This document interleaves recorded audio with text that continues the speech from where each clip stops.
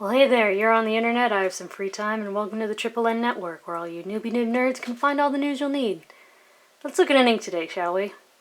Now, today's ink, a couple of caveats. First of all, I only have it in cartridge, and I'm pretty sure that it was, because of the ink of the year, it was only produced for a year. Like amber or amethyst, I believe, is part of the ink of the year. This one is Garnet, so I believe the production has stopped.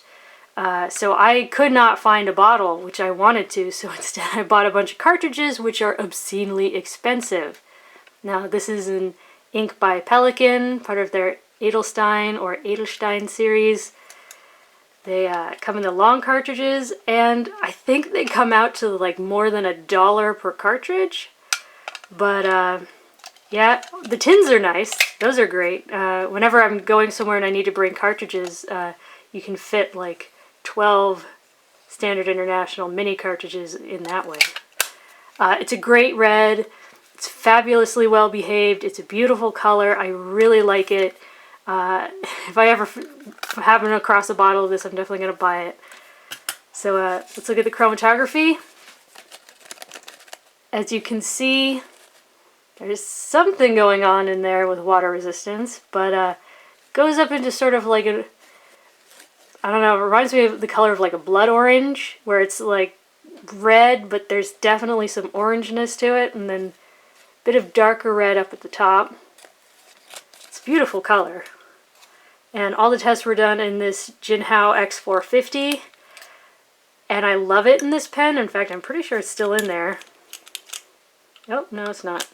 Well, anyways, this JinHao has a pretty broad nib, and as you might be able to see from between the tines, it's a gusher. This is, I mean, if I'm trying to conserve this ink, this is not the pen to use it in, but it just looks so good in it. So, anyways, paper tests.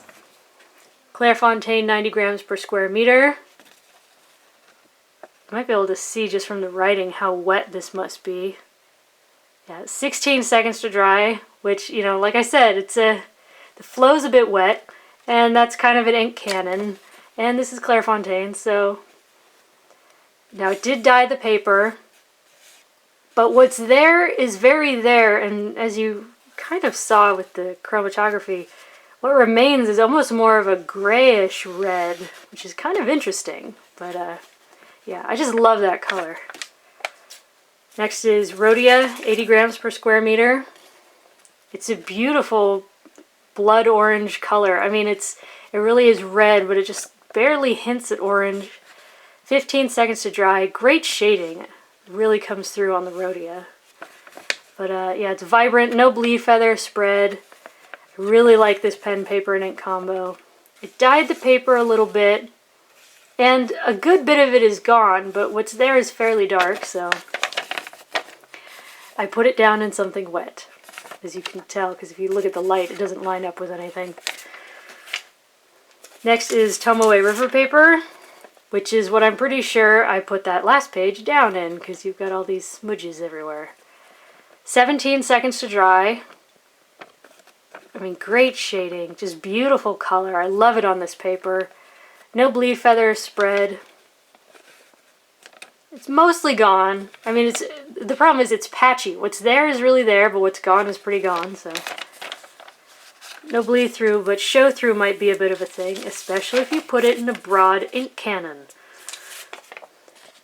20-pound copier paper, or it took 8 seconds to dry, which I cannot explain. And I think this might be the original old 20-pound copier paper, because that's the only way I can explain that, because, like I said, that's a pretty extreme pen. So the fact that there's no bleed through makes me think this is the original copier paper. Again, the water test is patchy. What's there is very there, but what's gone is very gone, so.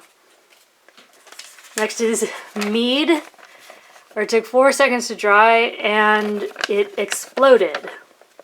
Like, this is already a very broad pen, but I mean, the spread just made it so that it almost looks like a felt tip pen, And as you can see, the feathering is pretty extreme.